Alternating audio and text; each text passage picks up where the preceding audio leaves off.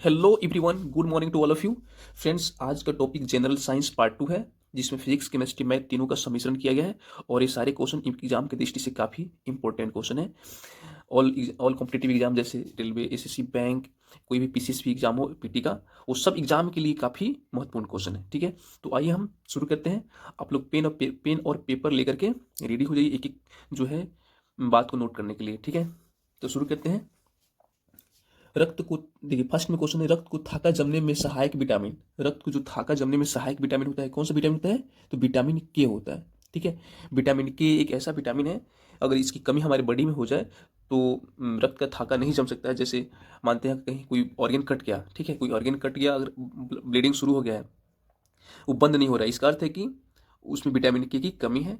अगर विटामिन के की कमी नहीं होती तो वहाँ पे खून क्या होता है, जम जाता और खून का ब्लीडिंग रुक जाता। ठीक है, इसलिए विटामिन के हमारे शरीर के लिए बहुत ही जरूरी चीज़ है। ठीक है, उसके बाद है रुधिर का तरल भाग कहलाता है। रुधिर का तरल भाग क्या कहलाता है? तो प्लाज्मा कहलाता है।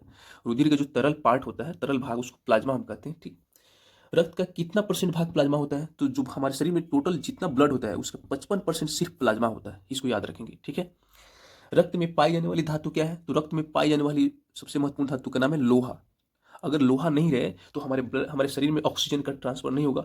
और जो लोहा की वजह से ही ब्लड में लोहा जो होता है ना, लोहा यानी आयरन, आयरन की वजह से ही हमारे शरीर में ऑक्सीजन प्रवेश करते हैं और पूरे शरीर ऑक्सीजन का सर्कुलेशन होता है बॉडी में। ठीक है, तो बहुत जरूरी है।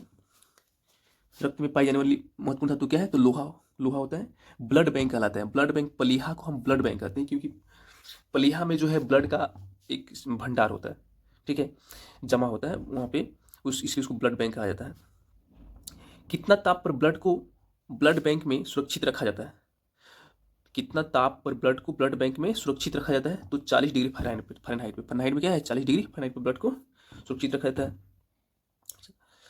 उसके बाद यहाँ पे है कि रक्त समूह यानी ब्लड ग्रुप कौन कौन है? जो हम लोग का शरीर में जो ब्लड है वो एक ग्रुप में बटा हुआ है। ठीक है, सब सब किसी का ब्लड ग्रुप अलग अलग होता है। किसी का ए होता है, किसी का बी होता है, किसी का ए बी होता है, किसी का ओ होता है। ठीक है, तो ये ब्लड ग्रुप है। ब्लड ग्रुप के नाम है ए बी और ओ। ठीक, ये ब्लड ग्रुप है कहलाते हैं।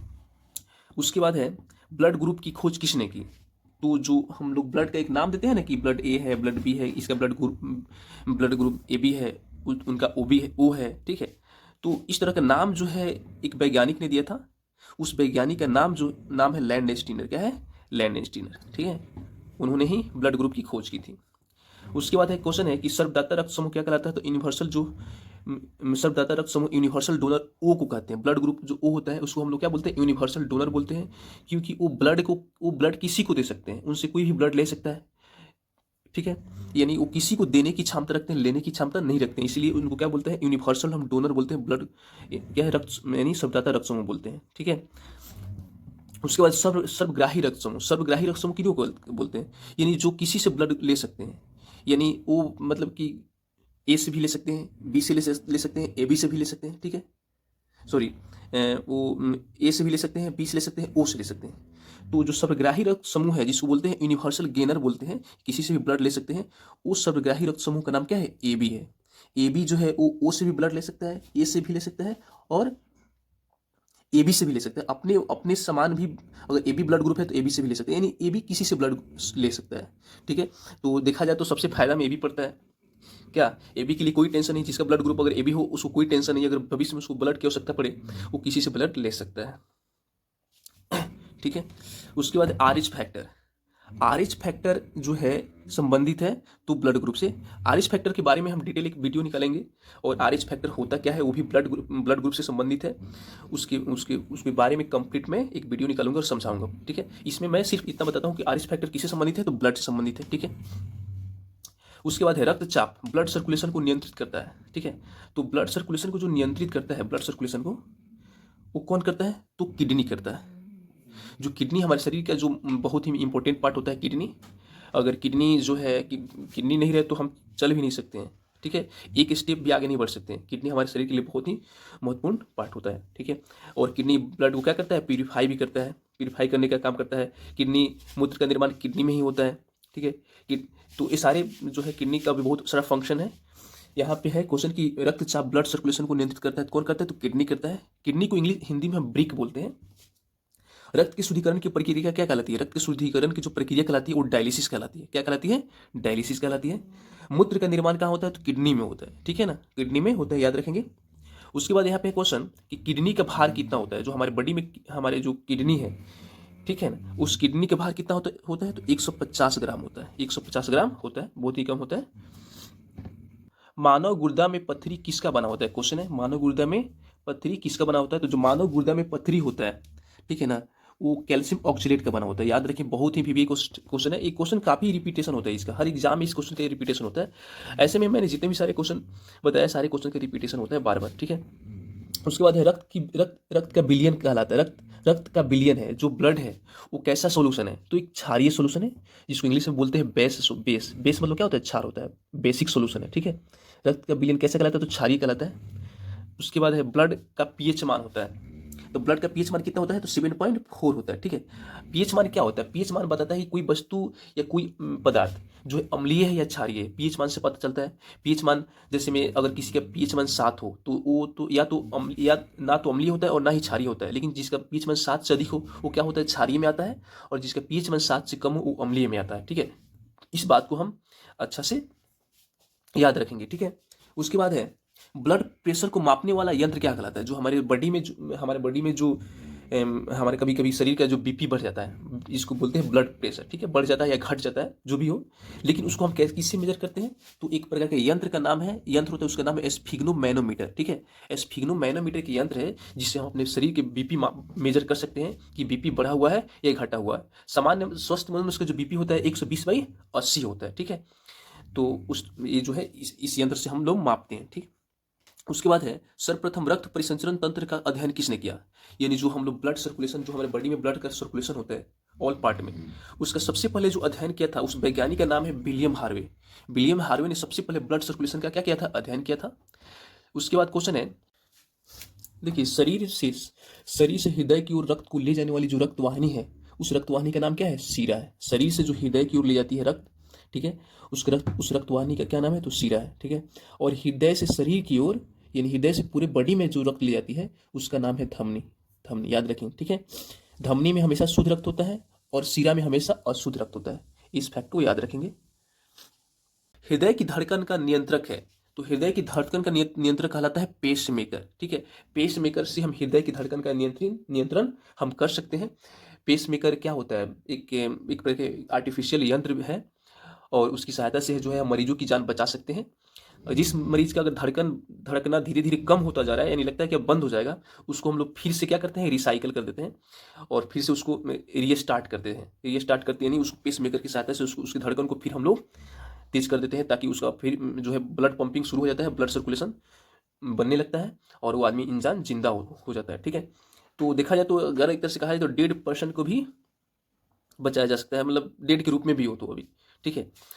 तो इस चीज़ है। तो पेस मेकर हृदय की धड़कन को क्या करता है? नियंत्रित करता है, नियंत्रक कहलाता है। उसके बाद जराविक सेवन। जराविक सेवन क्या है? तो जराविक सेवन एक प्रकार का आर्टिफिशियल क्या है? हार्ट है, आर्टिफिशियल हार्ट यानी कृत्रिम हृदय। जराविक सेवन एक जो है कृत्रिम हार्ट बनाया गया, ठीक है।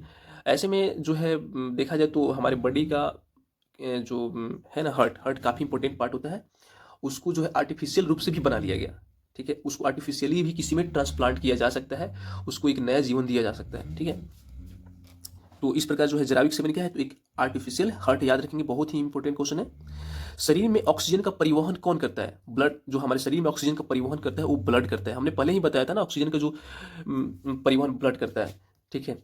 अगर ब्लड नहीं होता रहता तो हमारे शरीर में ऑक्सीजन का जो है परिवहन नहीं होता, और ऑक्सीजन के कारण ही हम जिंदा रहते हैं। हमारे सेल का निर्माण ऑक्सीजन से ही होता है, ठीक है। जितने भी अगर देखा जाए तो इंसान में बुढ़ापा क्यों आता है? बुढ़ापा इसलिए आता है क्योंकि उसमें ऑक्सीजन में ब्लड सर्कुलेशन के माध्यम से ऑक्सीजन को सप्लाई करने की क्षमता धीरे धीरे कम हो जाती है, ठीक है। उनको ब्लड जो सेल है, उनके जैसे ब्रेन का जो सेल है वो धीरे धीरे डेड करने लगते हैं और धीरे धीरे उनमें बुढ़ापा आना शुरू हो जाता है। इसलिए होता है कि अगर हम एक्सरसाइज करते हैं, जॉगिंग करते हैं, योगा करते हैं, तो हमारे शरीर का ब्लड सर्कुलेशन अच्छा रहता है, हमें ऑक्सीजन अच्छा मिलता है और हम स्वस्थ रहते हैं, ठीक है। हम मानसिक रूप से हमारा तनाव नहीं रहता है। ऑक्सीजन बहुत जरूरी है शरीर के लिए। ये जानकारी हम सबको रखना चाहिए कि हाँ, हमें जो है ऑक्सीजन को हमारे बॉडी में अच्छा से ऑक्सीजन को सप्लाई के लिए हम क्या करें, कैसे योगा करें, एक्सरसाइज करें, जॉगिंग करें, इसी जानकारी होना चाहिए, ठीक है। तो ये चीज़ है। शरीर में ऑक्सीजन का परिवहन तंत्र कौन करता है, परिवहन कौन करता है, तो ब्लड करता है, याद रखेंगे। उसके बाद है पीत। पीत क्या होता है, तो पीत जो है पीले रंग का एक क्षारीय द्रव होता है। पीत क्या होता है, पीले रंग का एक क्षारीय द्रव होता है। पीत का पीएच मान 7.7 होता है। यानी देखिए हमने क्या बोला था कि जिसका पीएच मान 7 से अधिक हो वो क्या होता है, क्षारीय होता है। तो पीत का पीएच मान 7.7 होता है, इसको याद रखेंगे, ठीक है। पीत का स्त्रावित होता है। पीत कहाँ से स्त्रावित होता है, यकृत के द्वारा स्त्रावित होता है। जो हमारे लीवर है, लीवर ही पीत को स्त्रावित करता है, नहीं लीवर से ही पीत निकलता है, ठीक है। उसके बाद है यकृत में भविष्य के लिए जमा होता है। जो हमारे लीवर है, तो लीवर अपने भविष्य के लिए, फ्यूचर के लिए क्या जमा करके रखता है, तो विटामिन ए जमा करके रखता है, विटामिन ए, ठीक है। विटामिन ए जो है क्या है, तो विटामिन ए का केमिकल नेम होता है रेटिनॉल होता है। विटामिन ए की कमी से रतौंधी होता है या आँख की रोशनी कमजोर हो जाती है, आँख की बीमारी होती है, ठीक है। तो विटामिन ए बहुत ही महत्वपूर्ण चीज़ होता है। और ऐसे में आप लोग जैसे आप गोल्डन जो धान होता है, धान, ठीक है, गोल्डन चावल जो हम लोग आजकल मार्केट में आ रहा है, उसमें विटामिन ए की प्रधानता ज़्यादा होती है। और वो हमारे देखा जाए तो हमारे शरीर के लिए बहुत ही लाभदायक वो चावल होता है। उसको अगर हम लोग यूज़ करते हैं तो हमारे हमारे शरीर में विटामिन ए की पूर्ति भी हो जाती है।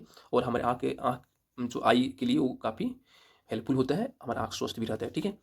तो ये चीज़ है। पित्त जमा होता है तो पित्ताशय में जमा होता है, ठीक है। अच्छा, कुत्ता के काटने से होता है। कुत्ता देखिए, कुत्ता जब काटता है तो एक प्रकार का हाइड्रोफोबिया रोग होता है। क्या रोग होता है, हाइड्रोफोबिया रोग होता है। हाइड्रोफोबिया का अर्थ है उसको पानी से डर लगता है। जब कुत्ता किसी इंसान को काट ले तो उसको हाइड्रोफोबिया रोग होता है और उसको पानी से डर लगता है। जल के सामने क्या होता है, वो नहीं जाना चाहता है या उसको जल से डर लगता है, ठीक है।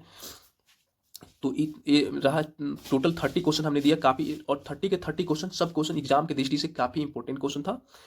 तो उम्मीद करते हैं कि आप सभी को बेहतर तरीके से समझ में आया होगा और आप लोगों ने कॉपी में इसे नोट भी किया होगा, ठीक है। तो अगर इस तरह आप हमारे चैनल पे बने रहते हैं तो आपको नए नए इस तरह के बहुत सारे क्वेश्चन मिलेंगे एग्जाम की दृष्टि से जो है तैयारी करने के लिए। तो इतना पर मैं एंड करता हूँ। जय हिंद, जय डू टेक केयर।